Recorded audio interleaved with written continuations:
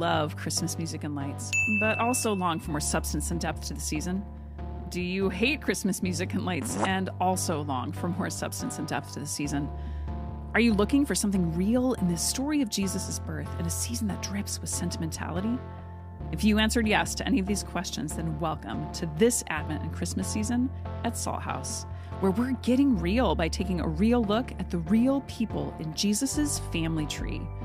Matthew's gospel begins with a genealogy, that list of men begetting men that we all skip over. But a closer look and we see names of 5 women. Shocking!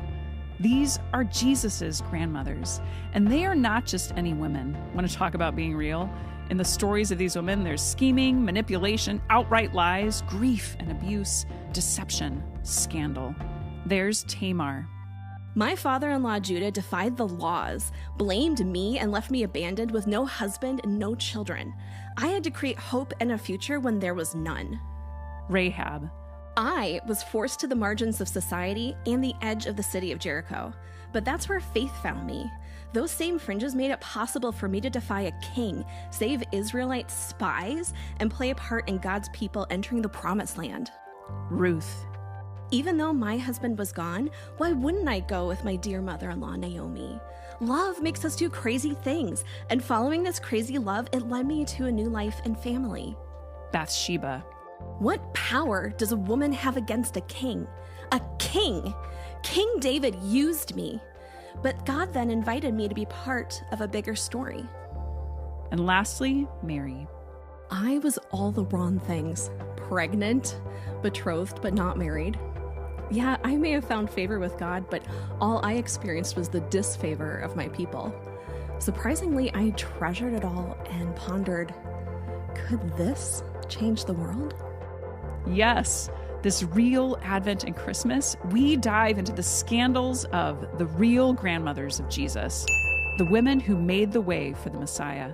With these women, we encounter complicated moral and spiritual questions that reflect the complexity of our real lives now that don't lend themselves to sweet, warm, Christmassy reflections. We'll find substance and depth as their humanity connects with ours, and we'll be astounded by the beautiful messiness that God, our divine creator, would actually become human for us in Jesus. So in the midst of all this real complexity for these women and for us, we'll await the encounter of our Emmanuel, our God with us. 'Tis the season for a real Advent and Christmas with the real grandmothers of Jesus. Woohoo. That sounds good. All right, family secrets. Family secrets. Does your family have any secrets? Go ahead and turn to someone you didn't. I'm just joking. But you can put it in the comments and Facebook. No, don't do that either. Please don't do that. Don't do that.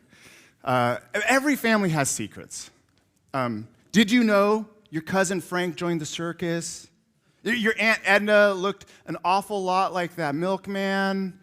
And Grandpa Bill, don't tell anybody this, but Grandpa Bill graduated from Wazoo. Every family's got secrets.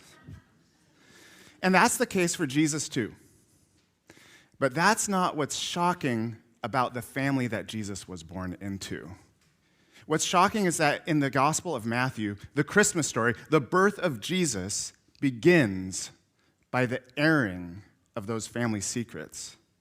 This is one of those things that makes the Bible so incredibly unique among ancient texts. It doesn't hide or candy coat things. All the other histories of ancient nations present those people and their rulers in just like the best light possible. Not ancient Israel and the Hebrew scriptures. No, they just give us all those scandalous details. And even here, in the most nostalgic of stories, the Christmas story, it all begins with the revealing of family secrets. Okay, so how does it do that? By placing Easter eggs, or maybe there should be Christmas eggs.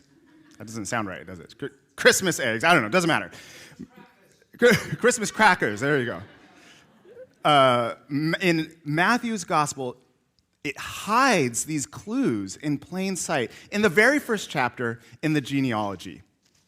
And especially these days, people are just like really fascinated by discovering their ancestry. Are you fascinated by this?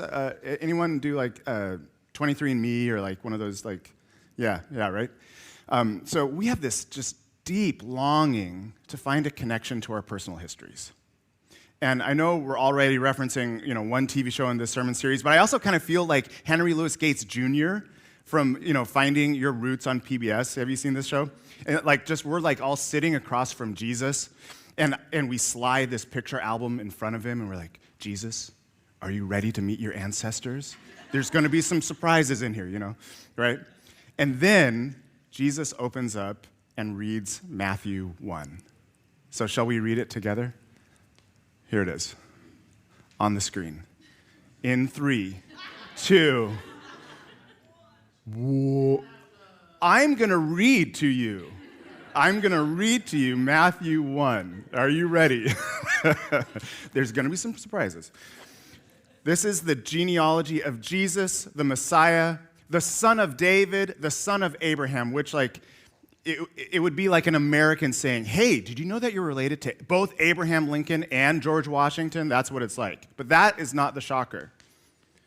Abraham was the father of Isaac. Isaac, the father of Jacob. Jacob, the father of Judah and his brothers. Judah, the father of Perez and Zerah, whose mother was Tamar. That's the first Christmas cracker. We had an amazing sermon last week about Grandma Tamar. And if you didn't see it, go back and watch it. Really good. It goes on. Perez, the father of Hezron. Hezron, the father of Ram. Ram, the father of Amminadab. You don't see the word, so you're just trusting me. That's how it's pronounced. Amminadab, the father of Nahshon. Nahshon, the father of Salmon. Salmon, the father of Boaz, whose mother was Rahab, the great-grandmother of Jesus, the Messiah. But why? Why mention this? Why is Matthew drawing attention to Rahab, especially when, I don't know, what's the thing that if people know anything about Rahab, know about Rahab? Rahab the... which is on one hand accurate, but there's a problem. Like all nicknames, this nickname doesn't tell the whole truth about who Grandma Rahab was. It limits her. Rahab the prostitute seems to infer that what you need to know about Rahab is that she's a big sinner. And yet the reality is that prostitution is rarely a voluntary industry. There's trauma, there's trafficking involved, both back then and now. And the nickname is limiting because there's so much more to her. So maybe you think you know Rahab, but do you? Do you want to know? Do you want to meet Grandma Rahab? Let's take a walk through a part of her story and get better acquainted. Jason, are we good? Okay, here we go. We find this story in Joshua 2. In 3, 2, 1. Hey! Oh, hey, yeah! Then, let's read it together. Then Joshua, son of Nun, which is weird because we've got a son of a nun here. So that's already, no, just joking. Okay, sorry. Secretly sent 2 spies from Shittim. Go look over the land, he said, especially Jericho. So they went and entered the house of a prostitute named Rahab and stayed there. I want you to note a couple things. First, it's Rahab's profession that makes this whole story possible. Because in this place and in this time, most women would not be allowed to talk to a man outside of their household. It's only because Rahab is a prostitute that this story happens at all. Where else could foreign spies go to but a brothel? So her profession allows her freedom that quote-unquote respectable women were not afforded. Second, notice that among the characters of our story, that we've got 2 anonymous men and a nameless king, and the only person named is Grandma Rahab. Perhaps this indicates who the hero of our story is going to be. Let's read on. The king of Jericho was told, look, some of the Israelites have come here tonight to spy out the land. So the king of Jericho sent this message to Rahab: bring out the men who came to you and entered your house, because they have come to spy out the whole land. But the woman had taken the 2 men and hidden them. She said, yes, the men came to me, but I did not know where they had come from. At dusk, when it was time to close the city gate, they left. I don't know which way they went. Go after them quickly. You might catch up with them. But she had taken them up to the roof and hidden them under stalks of flax she had laid out on the roof. So the men set out in pursuit of the spies on the road that leads to the fords of the Jordan. And as soon as the pursuers had gone out, the gate was shut. Dun, dun, dun. The story is getting juicy now. You might not recognize this parallel, but can you think of the beginning of another biblical story where women defy a king and instead they trust in God? Can you think of another story? Yeah. Moses in Exodus. The Egyptian Pharaoh demands that the Hebrew... I didn't plant Bonnie to say that, by the way. That was not a plant. She's very smart. Pharaoh demands that the Hebrew midwives kill all the baby boys, and Shiphrah and Puah defy the king. And they give him this half-baked answer: we were totally going to kill all those babies, but they just come out really too fast. Sorry about that. And there's this pattern throughout our scriptures. Throughout the story of salvation, God loves to work from the margins of power. Surprise, that's who God is. God loves to work from the margins of power. And it's almost comical how often this seems to happen in the Bible. Like, if you didn't know better, one might assume that this is just the norm for the youngest to be picked over the eldest, for the outsider to be brought in, for women to outwit and overthrow kings. And we find out next that Rahab, both figuratively and literally lives on the margins of her society. She literally lives in the wall of the city. I'll just read this next part, okay? Before the spies lay down for the night, she went up on the roof, and she said to them, I know that the Lord has given you this land, and that a great fear of you has fallen on us, so that all who live in this country are melting in fear because of you. We've heard how the Lord dried up the water of the Red Sea for you when you came out of Egypt, and what you did to Sihon and Og, the 2 kings of the Amorites east of the Jordan, whom you completely destroyed. And when we heard of it, our hearts melted in fear, and everyone's courage failed because of you. For the Lord your God is God in heaven above and on the earth below. So now then, please swear to me, by the Lord, that you will show kindness to my family, because I've shown kindness to you. Give me a sure sign that you will spare the lives of my father and my mother, my brothers and sisters, and all who belong to them, and that you will save us from death. Our lives for your lives, the men assured her. If you don't tell what we're doing, we'll treat you kindly and faithfully when the Lord gives us the land. So she let them down by a rope through the window, for the house she lived in was part of the city wall. And she said to them, go to the hills so that the pursuers will not find you. Hide yourselves there 3 days until they return, and then go on your way. Now the men had said to her, this oath you made us swear will not be binding on us, unless when we enter the land you have tied this scarlet cord in the window through which you let us down. And unless you have brought your father and mother, your brothers, and all your family into your house. If any of them go outside your house into the street, their blood will be on their own heads. We will not be responsible.